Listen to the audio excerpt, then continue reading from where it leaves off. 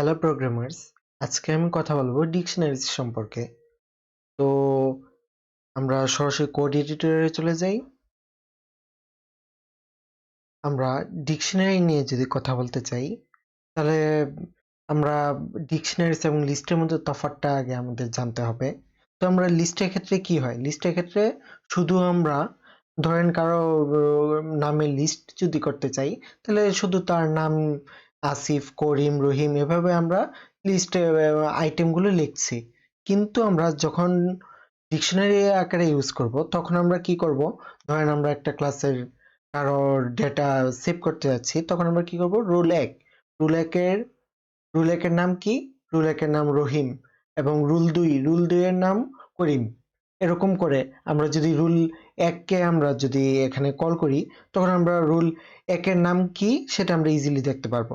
তার মানে কি, এখানে যে ডাটাগুলো স্টোর করে এগুলা কি ভ্যালু পিআরসি হিসেবে সেভ করে। তো আমরা শুরু করে দিই। আমরা ফার্স্টে একটা ফাইল ক্রিয়েট করি, ডিকশনারি dictionary.py।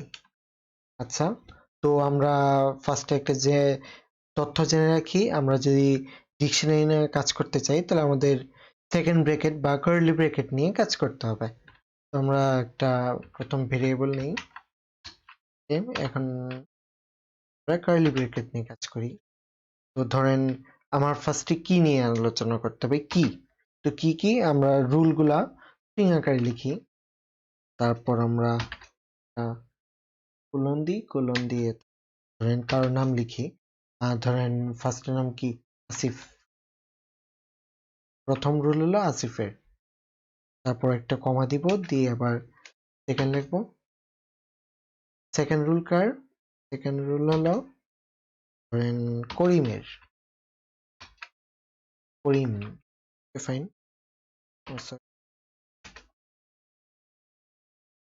দিতে যাব,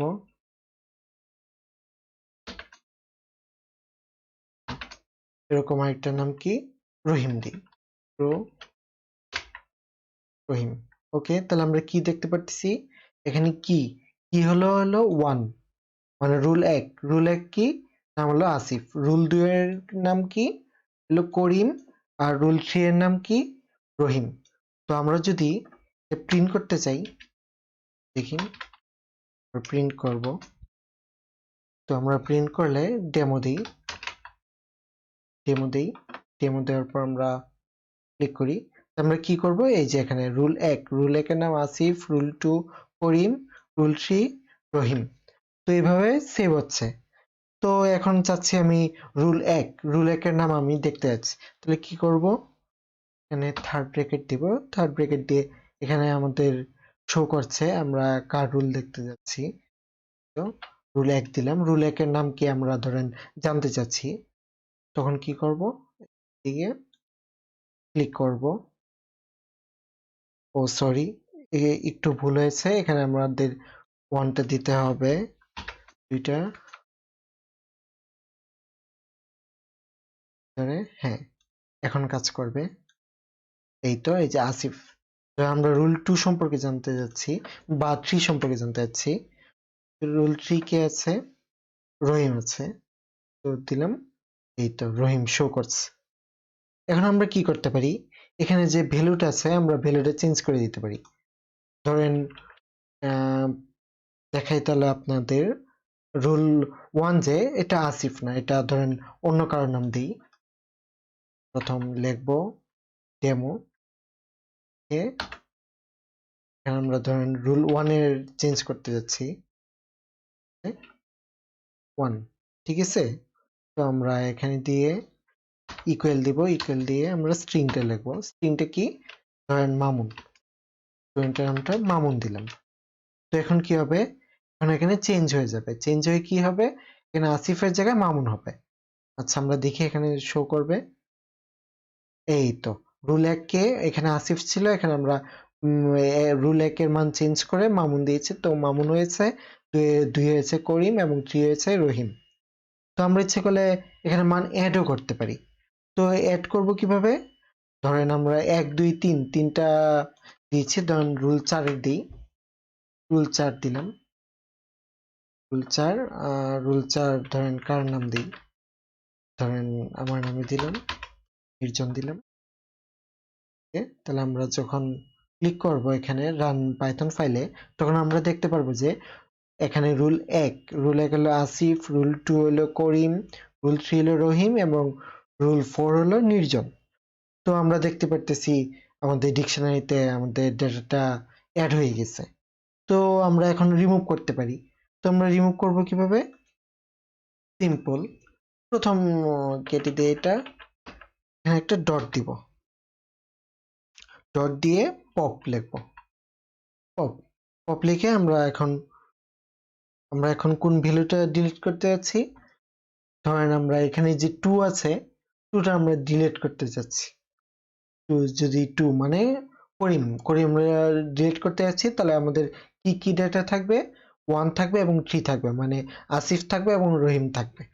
তোমরা কি এটা স্ট্রিং, তো স্ট্রিং আকারে নিব 2, তাহলে আমরা যখন পপ করব, পপ করলে কি দেখবো? এই যে আমরা রুল 1 আসিফ এবং রুল 3 হলো রহিম। এখানে আমরা 3 এর জায়গায় অন্য কিছুও দিতে পারি, 1 2 3 এর জায়গায় আমরা অন্য কিছুও দিতে পারি। ধর আমরা নেম দিই, নেম দিতে পারি, নেম আসিফ, ধরেন আমরা কান্ট্রি দিতে পারি